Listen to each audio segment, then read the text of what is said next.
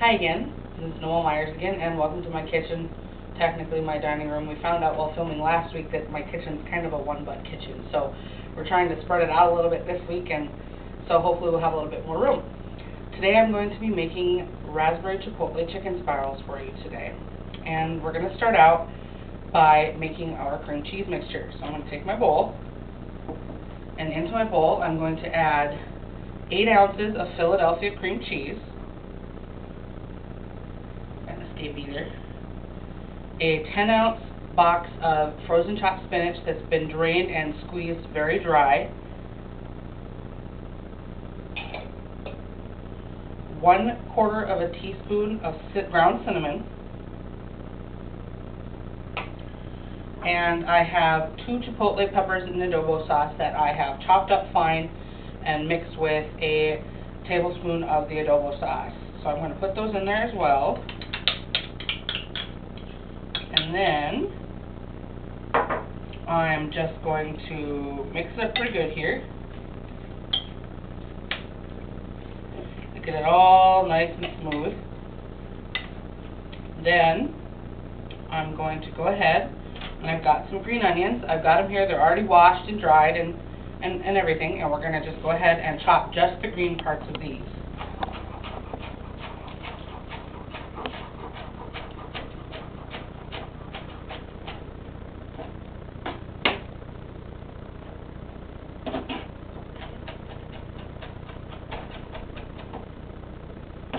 Right. Take those, and we're going to go ahead and dump them into my bowl here. A few escapees here. And we'll just go ahead and continue mixing that until it's all mixed together and smooth.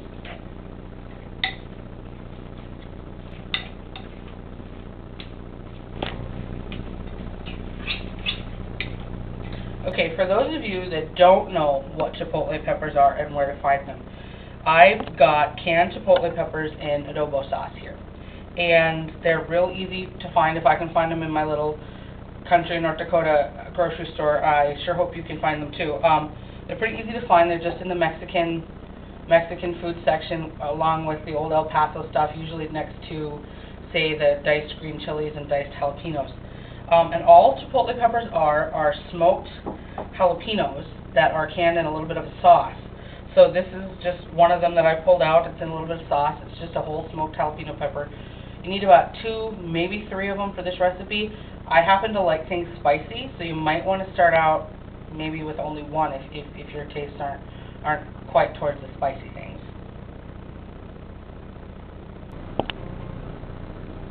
All right. As you can see, I already have my cream cheese mixture all mixed up now. And I'm going to just go ahead and put a nice dollop of it onto my sheet of puff pastry. Now, puff pastry comes in packages usually of 2 sheets. I have just one of them here. You do use both of them for this recipe. And I'm going to go ahead and spread this around nice and generously. If I need to add a little bit more, I will. Now, this cream cheese mixture can actually be made about a day ahead. Can be made even a couple days ahead. Just be forewarned, it does get spicier as it sits. So you want to spread it to within about a 1/2 inch of one of the edges. And that howling you hear is one of our cats. We have them all in the basement so they don't get into the food. We have 4 cats. All right. It's looking pretty good here. I'll get just a little bit more. This cake spreader works pretty good. If you don't have a cake spreader, that's fine. A spoon will work. A fork will work. I just happen to have this. The next thing you're going to do is you're going to take some deli-type roasted chicken or turkey. I use chicken. And you're just going to go ahead and spread this on there. Now, the recipe calls for 12 slices. So you're going to use 6 slices per sheet of the puff pastry.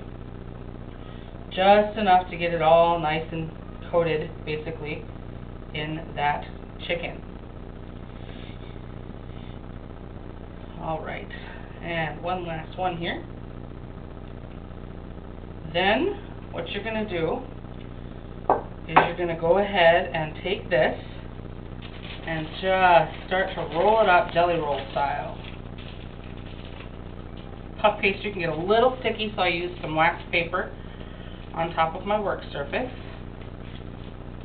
I love that puff pastry. You can see the little bits of butter and everything in there. Fantastically good. Go ahead and keep rolling and tucking and rolling and tucking till you get to the very, very end. If it sticks a little, that's alright. Then you're going to go ahead and pinch those edges along the edge there just to seal it, to make sure it doesn't come unrolled on you.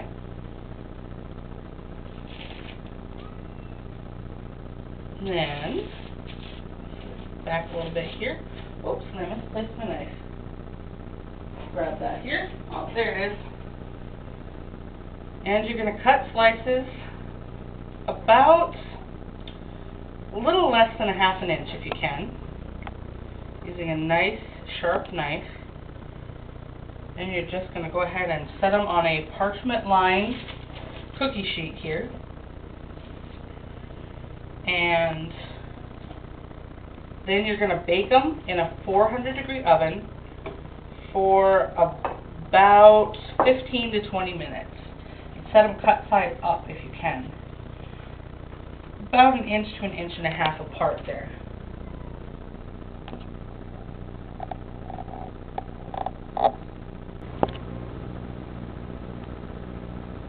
Alright, and now I'm just going to go ahead and put these in the oven.